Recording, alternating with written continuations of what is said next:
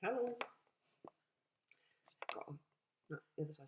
Weird hair flip thing going on here today. Um, this morning, my daughter came through when it was time to get up for school. She's been ill all week, as I mentioned, and so today's the first day back at school. And she came through when she woke up in floods of tears.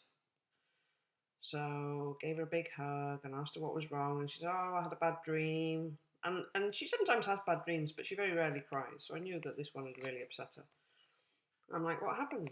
And she said, "I died."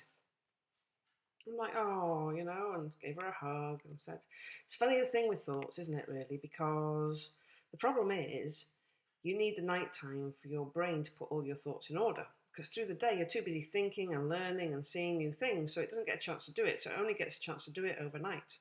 And so sometimes the stuff that happens overnight can feel really real, but it's not real because you're not dead. You're here with me. No, I thought I died, all this sort of stuff. So giving her a hug, and then I go, "Oh, look, a squirrel." And she looks, obviously there's no squirrel there because we're in the bedroom. She's like, "There's no squirrel." I'm like, "No, I know, just kidding." And she stopped crying now. She's looking at me like I'm evil, as they do. And then I started talking to her about a trip we're going to have in a couple of months' time. We're going to go to Chester Zoo, hopefully. Like, what's your favourite animal at Chester Zoo that you're looking forward to seeing? Oh, the lions, because she wants to see the lions. And then we've got a pattern interrupt going on because she's no longer thinking about the bad dream that she had, and she's now thinking about all the other stuff. And that was just enough to break the state. And that's the thing with thoughts. They feel really real, but they're not real. And my theory about nighttime is that your head just reconciles stuff. It's like if any of you used to do the old defrag of a disk, um, the way files are stored on a computer. So, say you start a Word document called Dawn is Great, just as a random name, and you save it off and it stores it in a place on your hard disk. And then you go and add a line to it a couple of days later. Okay, maybe I've changed my mind, Dawn is not so great. And when it goes to save it, it can't find space in the original location because over the last couple of days you've done other stuff. So what it does, it puts it in a different place on the hard disk and it creates an index file. And the index file says, right, if you want to get this bit of the file, go here, this bit of the file's here, this bit of the file's here.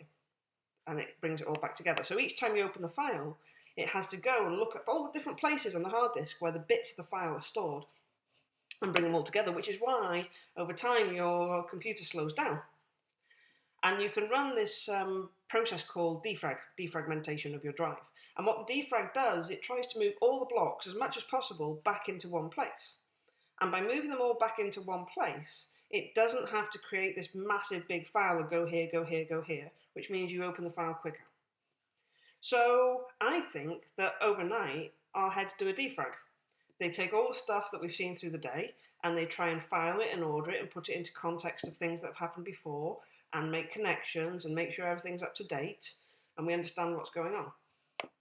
And I think that process happens naturally. And I think that's why when you go to sleep, you start getting really good ideas because your brain's distracted all of a sudden. So your subconscious is distracted with this process of starting the defrag of your brain, which allows just for a moment, just as you're dropping off to sleep, all those great ideas from your conscious mind to start flooding in.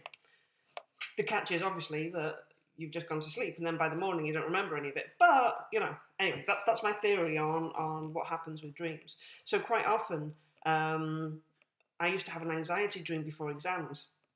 And I don't get anxious about exams. I just figure they're testing what I already know. And by the time I'm sitting the exam, it's kind of too late to worry about it. But I used to dream that I was in a car and I tried to put the handbrake on and it wouldn't work. And the car was on a ramp into water. So no matter what I did, nothing would stop the car rolling into the water. I have no idea why that was the dream I had when I got anxious before exams. But pretty consistently, I always used to have that dream. And I do notice, certainly, as all sorts of stuff happens now, that I get some really weird and not so great dreams when the bad stuff's going on. So I don't think it means anything. I think it's just your brain's process of sorting and filing. But it kind of leaves a shadow the next morning. Quite often I kind of come downstairs and when my hubby comes down and I talk to him, he says, "Why did you do that?" I'm like, "What? I've just been asleep." And he's had a dream and I've done something and he's really cross at me. And you get that really, it can leave quite a big black cloud over you. And so the trick is to break state. The trick is to recognizing that it's not real and a thought can change like that. Find the thing that changes your thought. Find really loud music that makes you dance to listen to. Look up a photograph that makes you giggle. Do something to break the state into something else, because that's all it is. It's just a state that's hanging over from the nighttime ordering that's gone on. So that's what I did with my daughter. By saying, oh, look, a squirrel, which is totally random and totally irrelevant, it broke her state. It stopped her for a moment thinking about the way she felt about the dream about dying, and then I built on that to focus on what happens next and what other things we're doing. And by then, she was